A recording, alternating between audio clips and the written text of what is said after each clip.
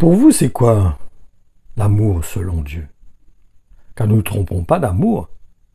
L'amour, selon Dieu, elle nous pousse à la repentance.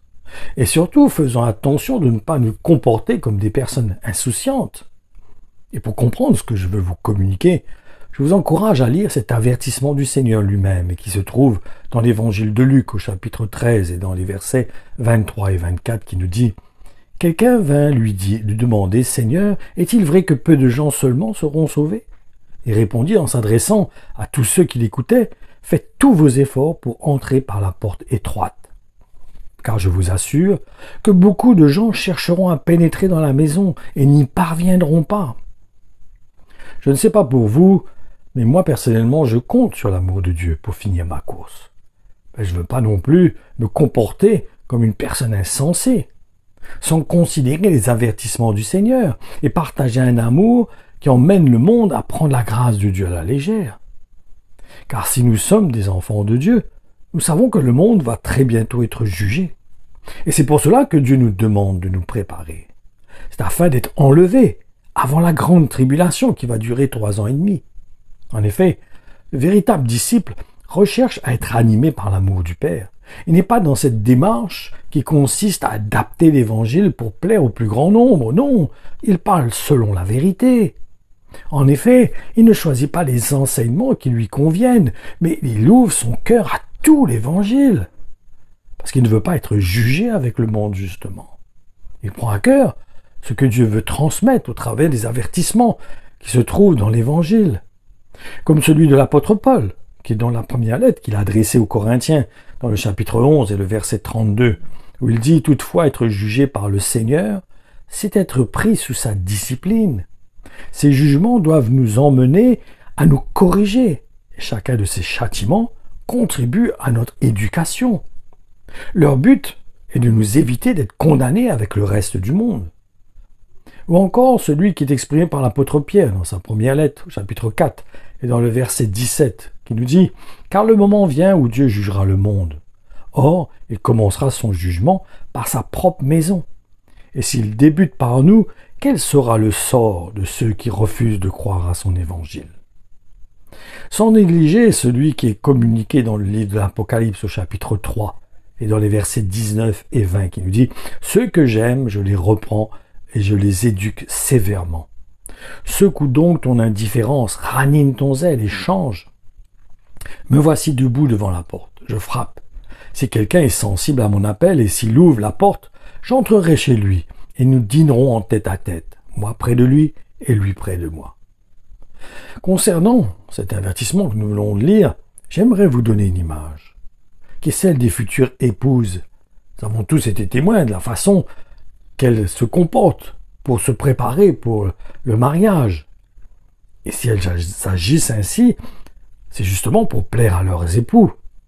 À la manière qu'elles le font, cela peut paraître excessif. En effet, nous voyons qu'elles mettent toute leur énergie, et même celle de leur famille, ainsi que de leurs amis, à contribution pour se faire les plus belles.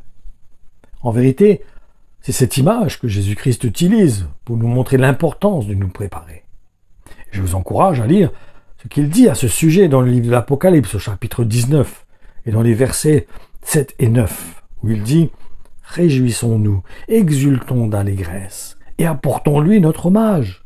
Voici bientôt les noces de l'agneau. Son épouse se tient toute prête, elle s'est faite belle. Elle a reçu une robe de fine toile d'une blancheur éclatante. Cette robe représente la conduite irréprochable de ceux qui appartiennent à Dieu et les bonnes actions qu'ils ont accomplies. » L'ange me demanda alors d'écrire « Heureux les invités au festin des noces de l'agneau. » Et il ajouta « Ce sont là des paroles authentiques de Dieu.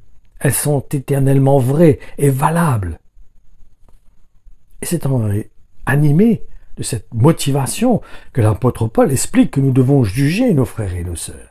En effet, c'est l'amour du Père qui pousse le serviteur de Dieu à porter des jugements sur les brebis qui lui ont été confiées.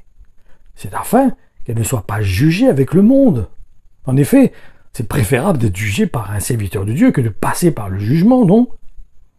Parce qu'il est évident que l'esprit du monde veut distraire le peuple de Dieu, afin qu'il ne s'attarde pas sur les enseignements du Seigneur et surtout sur ses avertissements qu'il a communiqués. Alors que le vrai serviteur de Dieu, lui, il va s'appliquer à partager l'évangile de la même manière que les premiers apôtres le faisaient. Parce que justement, il ne veut pas qu'aucune de ses brebis ne se perde. Je parle bien sûr des vrais bergers, pas des voleurs qui travaillent pour leur gain, pour l'intérêt personnel. C'est pour cela que nous devons comprendre le sens du mot juger dans l'évangile, qui est plutôt dans le but d'exhorter. Et je remarque qu'il y a beaucoup de chrétiens qui ne comprennent pas la place et aussi le rôle de ce mot dans l'Église de juger. Beaucoup restent fixés sur un seul verset, celui où Jésus-Christ demande de ne pas juger. Mais si vous lisez le contexte, vous verrez qu'il ne veut pas dire qu'il ne faut pas reprendre un frère dans la foi. Et c'est bon de voir ce qu'il veut communiquer exactement. Et pour cela, nous allons lire les versets 1 à 5 dans le chapitre 7 de l'évangile de Matthieu. Il nous dit « Ne vous posez pas en juge d'autrui, pour ne pas être mis vous-même en jugement. Car Dieu vous jugera vous-même à la manière dont vous aurez jugé votre prochain. Il vous appliquera la mesure dont vous vous aurez servi pour le mesurer. Pourquoi concentres-tu tes regards sur la poussière de sciure que tu as remarquée dans l'œil de ton frère, alors que tu ne te rends pas compte qu'il y a une grosse poutre dans le tien? Comment oses-tu dire à ton frère, cher frère, viens que j'enlève cette sciure dans ton œil, quand tu ne remarques même pas la poutre qui est dans le tien? Hypocrite, va. Commence donc par retirer la poutre de ton œil, alors tu y verras assez clair pour ôter la sciure dans l'œil de ton frère. Est-ce que vous avez porté attention à l'adverbe « alors » dans ce texte, que nous pouvons du reste remplacer par « à partir de ce moment ». Et cet adverbe nous montre tout simplement qu'avant de reprendre notre frère, lorsque nous le voyons pécher, nous avons besoin de nous assurer que nous-mêmes, nous n'avons pas dans une attitude qui fait que Dieu s'oppose à nous.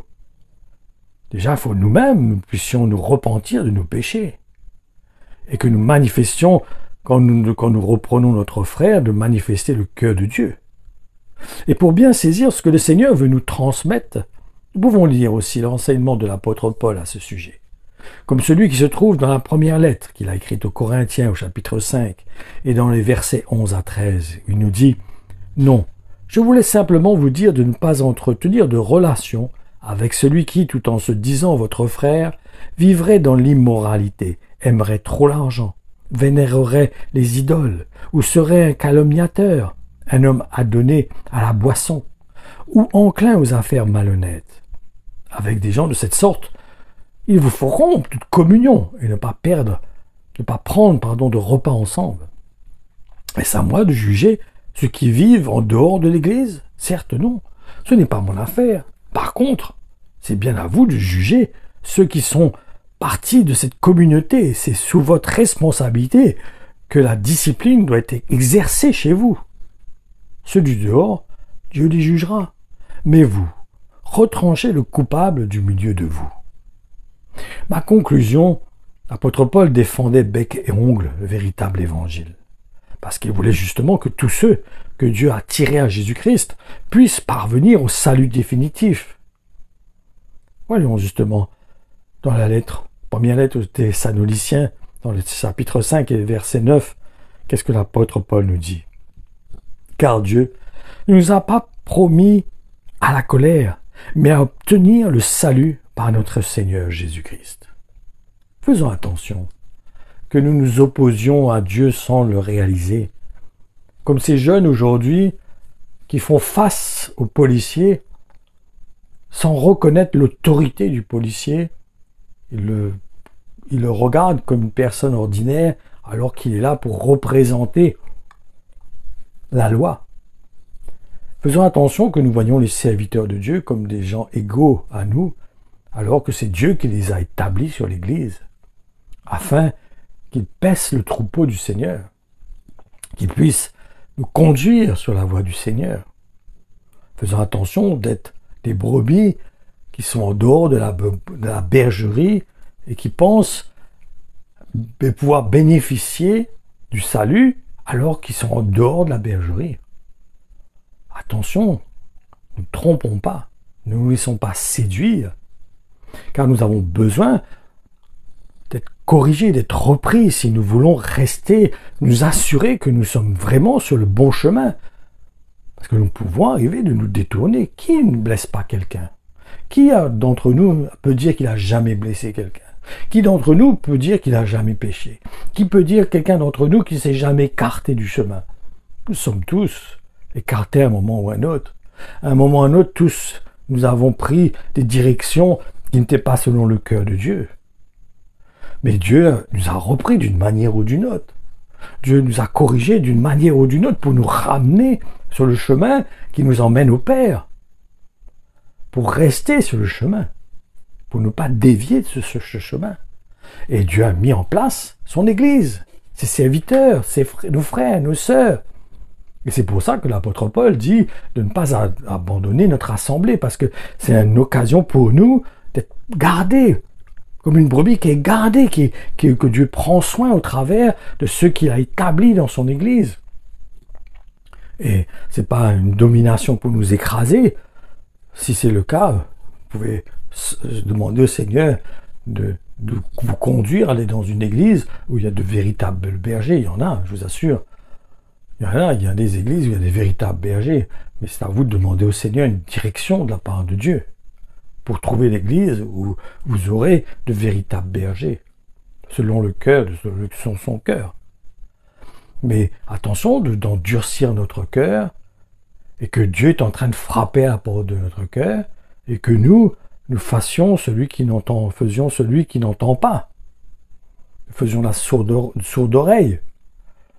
Alors que Dieu est en train de frapper à la porte de notre cœur, parce qu'il veut vraiment siéger pour que nous puissions être préservés, que nous puissions être gardés, que nous puissions rester sur le chemin avec le cœur et l'attitude du Seigneur. Et Dieu permet des fois de mettre des gens sur notre route pour nous reprendre, pour nous montrer nos attitudes, pour nous montrer notre état, notre condition, afin que nous retrouvions un cœur pur et sincère, un cœur de disciple, un cœur d'enfant de Dieu, qui se place sous l'onction de Dieu, qui ne sont pas dans la dépendance. Car ne nous trompons pas, si une brebis est en dehors de la bergerie, il n'est pas sûr d'être sauvé. Donc vous allez comprendre que si Dieu établit une structure, il a établi un ordre, il a établi une façon pour les brebis d'être en bonne santé, d'être pris en soin, en main, c'est pas en vain, c'est qu'il y a une raison. Tu n'es pas fou, tu n'es pas insensé. Tu ne peux pas dire A et en même temps dire B, tu ne peux pas dire oui et non en même temps. Non, c'est clair, la parole de Dieu est claire, mais c'est à nous de comprendre. C'est comme un plan, un architecte seul